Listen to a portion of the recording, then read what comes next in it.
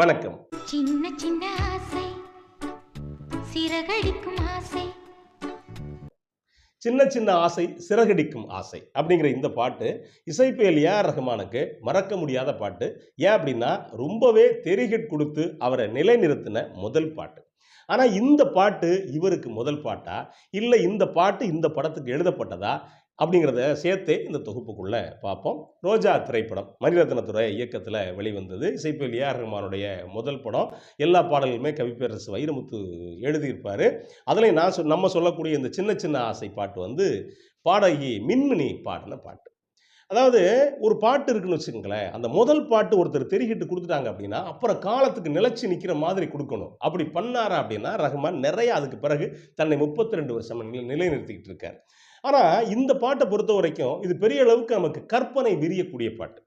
நீங்கள் காட்சியாக கவனித்து பார்த்தா ஒரு கிராமத்து பெண்ணுடைய சின்ன சின்ன ஆசையாக இருக்கும். முத்து முத்து ஆசை முடிந்து வைத்த ஆசை. ஆனால் இது உண்மையிலே இது யார் சின்ன சின்ன ஆசை அப்படின்னா ஒரு கவிஞன் நினைச்ச சின்ன சின்ன ஆசை. ஆனால் வரிகளை கவனித்து பார்த்தீங்களா இது ரொம்ப ரொம்ப பெரிய பெரிய ஆசையாக இருக்கும். ஆனால் கவிஞனுக்கு இது எல்லாமே சின்ன சின்ன ஆசை தான். ரொம்ப அழகாக பாட்டு கொடுத்துருப்பாரு. சின்ன சின்ன ஆசை, சிறகடிக்கும் ஆசை, முத்து முத்து ஆசை, முடிந்து வைத்த ஆசை. இப்போல்லாம் முடிஞ்சு வைக்கிற வழக்கமே போச்சுன்னு வச்சுக்கோங்களேன். முடிந்து வைத்த ஆசை, என்ன இந்த பூமி சுற்றி வர ஆசை அப்படின்னு இருப்பாரு. நான் ரொம்ப நாளாக என்ன நினச்சேன் அப்படின்னா, என்ன இந்த பூமி இதெல்லாம் பெரிய பூமியா சுற்றி வர ஆசை அப்படின்னு நினச்சேன். ஆனால் உண்மை என்ன அப்படின்னா, என்ன இந்த பூமி சுற்றி வர ஆசை அப்படின்னு போட்டிருப்பார். அதே மாதிரி இன்னொரு வரி அது ரொம்ப சின்ன ஆசையா நமக்கு தெரியல. ஆனால் கவிஞருக்கு சின்ன ஆசை என்ன போட்டிருப்பார் அப்படின்னா, வெண்ணிலவு தொட்டு முத்தமிட ஆசை அப்படின்ட்டு இருப்பார். வெண்ணிலவு தொட்டு முத்தமிட ஆசை. இந்த வெண்ணிலவு தொட்டு முத்தமிட ஆசைங்கிற அந்த வரியை கற்பனை பண்ணி பாருங்களேன். நிலவு எவ்வளோ பெருசு, அதை போய் எப்படி முத்தமிடுறது? ஆனால் ஏற்கனவே ஆம்ஸ்டாங்னு ஒருத்தன் முத்தமிட்டுட்டான். ஆனால் கவிஞனுக்கு இது சாத்தியமா அப்படின்னா கவிஞனுக்கும் இது சாத்தியம். இந்த முதல் சரணம் போட்டிருப்பாரு, மல்லிகை பூவாய் மாறிவிட ஆசை, தென்றலை கண்டு மாலையிட ஆசை, மேகங்களை எல்லாம் தொட்டுவிட ஆசை, சோகங்களை எல்லாம் விட்டுவிட ஆசை. எந்த மனுஷன் சோகத்தை விடுறானோ அவன் வாழ்க்கையில் மகிழ்ச்சியை ரொம்ப தாண்டவமாடுன்னு வச்சுங்களேன். அடுத்த வரி போட்டிருப்பாரு, கார்குழலில் உலகை கட்டிவிட ஆசை அப்படின்ட்டு இருப்பார்.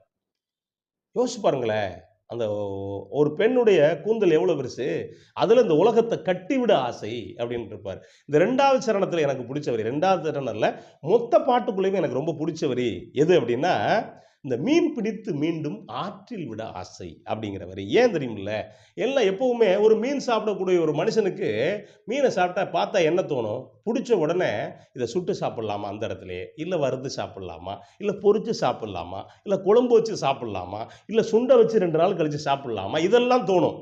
ஆனால் ஒரு கவிஞனுக்கு மட்டும்தான் மீன் பிடித்து மீண்டும் ஆற்றில் விட ஆசை அப்படின்னு தோணும். அதுக்கு இன்னொரு காரணம் இருக்குது. என்ன அப்படின்னா, பிடிச்ச உடனே விட்டுட்டா தான் மீன் உசுரோடு இருக்கும். இல்லைன்னு வச்சுக்கோங்களேன், மீன் அப்புறம் சுட்டோ வறுத்தோ பொரிச்சோ தான் சாப்பிடலாம். மீன் பிடித்து மீண்டும் ஆற்றில் விட ஆசை. அப்போ இந்த மாதிரியான இந்த சின்ன சின்ன ஆசைகளையும் ரொம்ப பெரிய பெரிய ஆசைகளையும் கலந்து எழுதின பாட்டு இந்த பாட்டு. இசையா கவனிச்சு பார்த்தீங்க அப்படின்னா ரொம்ப முதலா 17 வருஷத்துக்கு பிறகு ஒரு புதிய ஒலியை தமிழ் ரசிக பெருமக்கள் கேட்ட ஒரு பாட்டு. ஏன் அப்படின்னா, இசைஞான இளையராஜா கிட்டத்தட்ட ஒரு 17 வருஷம் அவருடைய ஆட்சி தான் முழுக்க நடந்துச்சு. இந்த சத்தம் தான் முதல்ல மக்களை திருப்பி பார்க்க வச்சுச்சு.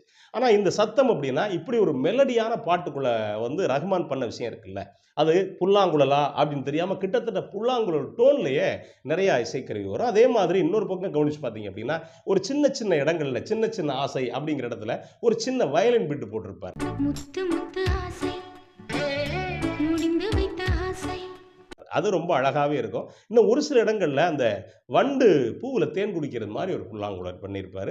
2வது இடைசீக்களை கவனித்து பார்த்தீங்கன்னா, அந்த மீன் பிடிக்க போகும்போது இந்த மீனவர்கள் பண்ணுவாங்கள்ல, அந்த மாதிரியான அந்த ஹம்மிங் ஒரு பக்கம் பண்ணி இந்த பாட்டை அவர் ரொம்ப சிறப்பாக பண்ணியிருப்பார்னு வச்சுங்களேன்.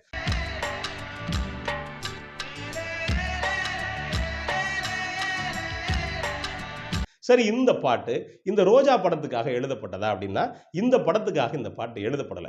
ஆனா, இந்த படத்துக்கு தான் நிலை பெற்றிருக்கு. இந்த படத்தால இந்த பாட்டுக்கு பெருமை, இந்த பாட்டால இந்த படத்துக்கு பெருமை அப்படிங்கிற அளவுக்கு இந்த பாட்டு வந்து சேர்ந்திருக்கு. ஏன்னா, "தகுதி உள்ளது தப்பி பிழைக்கும்" அப்படின்னு சொல்லுவாங்க தெரியுமா? இந்த பாட்டு எப்ப எழுதுனது? எதுக்காக எழுதுனது அப்படின்னா, கவிஞர் 89 to 91 காலகட்டத்தில இவர் எப்பல்லாம் கொஞ்சம் நேரம் கிடைக்குதோ, அப்பல்லாம் ஏதாவது புதுசா ஏதாவது செய்யணும் அப்படின்னு முயற்சி பண்ணக்கூடியவரு. அப்ப என்ன பண்றாரு அப்படின்னா, சம்பத், செல்வம்னு இசையமைப்பாளர் இருந்தாங்க. அண்ணன், தம்பி 2 பேரும். அதுல செல்வம் இறந்துட்டாரு. சம்பத் அங்கேருந்து கூட்டிக்கிட்டு சிறுமலைக்கு போறாங்க. திண்டுக்கல் சிறுமலைக்கு. அங்க போயிட்டு கவிஞர் என்ன பண்றாரு அப்படின்னா, இவர் மெட்டு போட அவரு பாட்டு எழுதுறாரு. அப்படி ஒரு பாட்டு மட்டும் இல்ல. அதுல நெறைய பாட்டு, ஒரு நோட்டு முழுக்க அது மாதிரி பாட்டு எழுதியிருக்காரு. அப்படி நோட்டு முழுக்க எழுதின பாடல்கள்ல ஒரு பாட்டு தான் இந்த "சின்ன சின்ன ஆசை சிறகடிக்க ஆசை" அப்படிங்கிற இந்த பாட்டு. பாட்டு எழுதி முடிச்சுட்டு வந்துட்டாரு. இது முழுக்க முழுக்க கவிதையாவே எழுதுறாரு. இவருக்கு என்ன அப்படின்னா, இந்த பாட்ட எங்கேயாவது யாராவது ஒரு சினிமா குடுத்தா பரவால்ல அப்படின்னு நினைக்கிறாரு. அப்ப அந்த காலகட்டத்தில எஸ்.ஏ. ராஜ்குமார் வந்து நேரம் இல்லாம ஓடிக்கிட்டு இருக்காரு. அப்ப எஸ்.ஏ. ராஜ்குமார்ட்ட குடுக்குறாரு. இந்த பாட்ட பண்ணுங்க, நல்லா இருக்கும் அப்படின்னு. எஸ்.ஏ. ராஜ்குமார் பார்ப்போம் அப்படின்னு விட்டுர்றாரு. ஒரு சில பேருக்கு மட்டும் தான் ஒரு சில வாய்ப்பு கிடைக்கும் போல இருக்கு. அவருக்கு பிறகு பண்ணல. அதுக்கு பிறகு கவிதைய நெறைய பண்ணக்கூடிய நம்ம வித்யாசாகர்ட்ட குடுக்குறாரு. வித்யாசாகரும் பார்த்துட்டு, "சார் ரொம்ப கவிதையா இருக்கே சார்" அப்படிங்கிறாரு. "இந்த கவிதை தான்ப்பா காலத்துக்கு நிக்கும். குத்துப்பாட்டுலாம் விட்டுரும்யா, பண்ணுங்கய்யா" அப்படிங்கிறாரு. ஆனா, அவர் பார்த்துட்டு என்ன யோசிக்கிறார் அப்படின்னா, ஏதோ வகையில பண்ணாம விட்டுட்டார். அதுக்கடுத்து மெல்லிசை மன்னர் எம்.எஸ். விஸ்வநாதன்ட்ட குடுக்குறாரு. எம்.எஸ். என்ன பண்றாரு அப்படின்னா, அத வந்துட்டு அந்த காலகட்டத்தில அவருக்கு படம் குறைஞ்ச காலகட்டம். அது டிடி தமிழ் இருக்கு இல்லையா? பொதிகை, தூர்தர்ஷன் நீங்க எப்படி வேணாலும் வச்சுக்கலாம். அதுக்கு பாடல்கள் கேட்குறாங்க. அதுக்கு இந்த பாட்ட பண்ணி குடுக்குறாரு. அந்த பாட்டு இப்ப நம்ம தேடி பார்த்தா கூட கிடைக்கல. அதுக்கு பிறகு தான் முதலா இந்த ஏ.ஆர். ரஹ்மான் இந்த படத்துக்கு இசையமைக்கிறாரு. அப்ப முதல் பாட்டு பண்ணணும் அப்படிங்கிறப்ப இந்த பாட்ட கவிஞர் குடுக்குறாரு.